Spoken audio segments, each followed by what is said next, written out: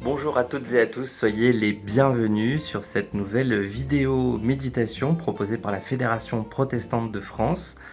Aujourd'hui, je vous propose d'écouter Anne-Laure Danet, responsable du service des relations avec les églises chrétiennes pour la Fédération, qui partage avec nous autour du psaume 1, un psaume magnifique qui nous parle de bonheur. Je vous souhaite un bon visionnage. Nous vivons cette deuxième semaine de déconfinement et je voudrais partager avec vous le psaume 1. Juste les premiers versets. Heureux celui qui ne suit pas les conseils des méchants, qui ne s'arrête pas sur le chemin de ceux qui se détournent de Dieu et qui ne s'assied pas avec ceux qui se moquent de tout. Ce qu'il aime, au contraire, c'est l'enseignement du Seigneur, il le médite jour et nuit. Il est comme un arbre planté près d'un cours d'eau, il produit ses fruits quand la saison est venue et son feuillage ne perd jamais sa fraîcheur. Tout ce qu'il fait réussit.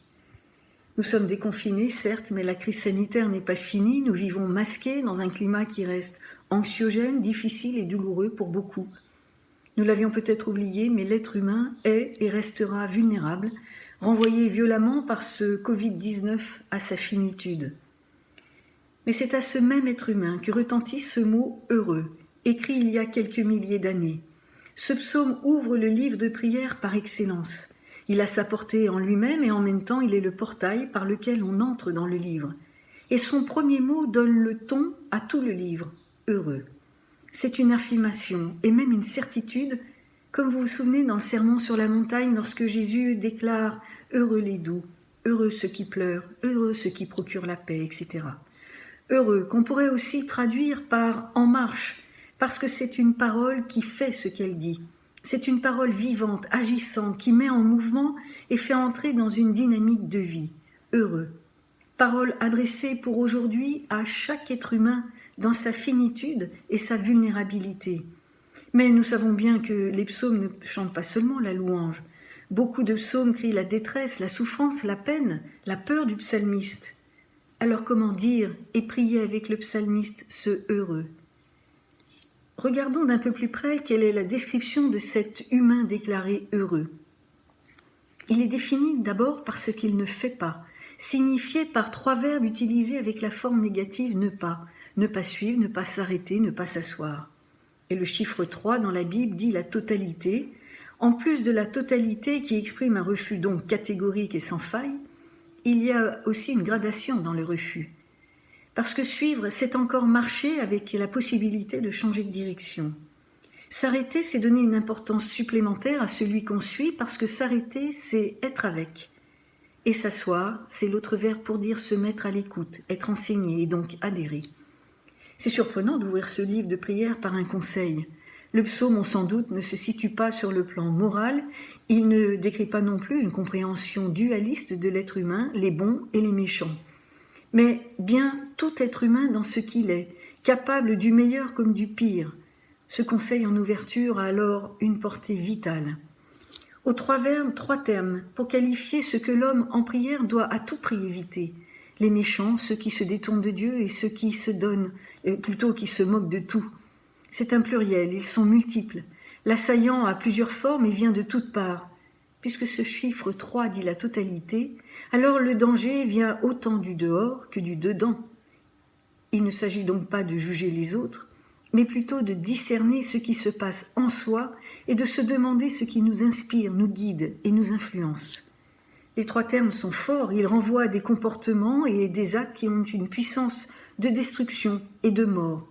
Ils montrent des relations et des agissements faussés, produisant de la souffrance et aucun avenir, même si on se souvient que certains psaumes soulignent que les apparences sont contraires ou les justes n'en peuvent plus de l'arrogance et la réussite temporaire de ceux qui ont ce comportement. Mais le psalmiste rappelle que ce chemin ne conduit nulle part, c'est comme de la paille dispersée par le vent.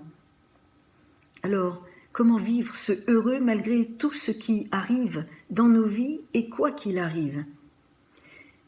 Curieusement, et étonnamment, la réponse tient dans cette seule expression, l'enseignement du Seigneur. Cet enseignement omniprésent dans le cœur et l'esprit, nuit et jour, dans laquelle le psalmiste y trouve son plaisir. Et là, on aura bien compris qu'il ne s'agit pas d'abord de commandements à observer, mais bien plutôt de relations justes à vivre, fondées sur l'amour. Car en effet, Les commandements de Dieu s'ouvrent sur ce commandement d'aimer Dieu et son prochain. Notre amour est faillible, mais celui de Dieu est parfait, infaillible à notre égard, quoi que nous fassions, quoi que nous pensions, quoi que nous vivions. C'est précisément ce qu'il nous a signifié en Jésus-Christ. Il a vécu pleinement ce que nous ne pouvons pas vivre, il a fait ce que nous ne pouvons pas faire. Vivre de cet enseignement de Dieu totalement dans la confiance et la fidélité pour nous, en faveur de nous, pour tous ceux qui nous ont précédés comme pour tous ceux qui seront après nous. Le psalmiste a bien compris ce que signifie cette vie en Dieu. Christ l'a accompli. On peut dire sans hésiter de Christ qu'il est comme un arbre planté près d'un cours d'eau. Il produit ses fruits quand la saison est venue et son feuillage ne perd jamais sa fraîcheur. Tout ce qu'il fait réussit. Il a puisé à chaque instant sa vie en Dieu, y compris dans sa mort, il est vivant. Tout ce qui est vie dure, tout ce qui est mort s'arrête, se perd, n'existe plus. Voilà pourquoi la vie en Dieu est par définition éternelle, sans fin. La mort elle-même n'a pas de prise. En Jésus-Christ, elle n'a plus de prise. Premier-né d'entre les morts, il a vaincu définitivement la dernière puissance contre la vie, la mort elle-même. Et même si les apparences sont contraires, nous sommes toujours mortels. Par Jésus-Christ, nous sommes vivants en Dieu, définitivement, éternellement. La foi en Christ nous conduit à comprendre notre vie au-delà des apparences pour voir avec les yeux de la foi, de la vie en Dieu et à recevoir pour en vivre jour et nuit, c'est-à-dire avec tout notre être et dans notre vie, ce heureux que Dieu nous a préparé et nous a donné maintenant et éternellement. Heureux, en marche, vers cette joie promise dans une relation juste avec l'autre, les autres, dans une relation solidaire, dans une relation qui bannit la peur, le repli sur soi et ouvre au partage. C'est ce que nous demandons au Seigneur pour nous-mêmes, les uns pour les autres, nos églises, toute l'humanité. Amen.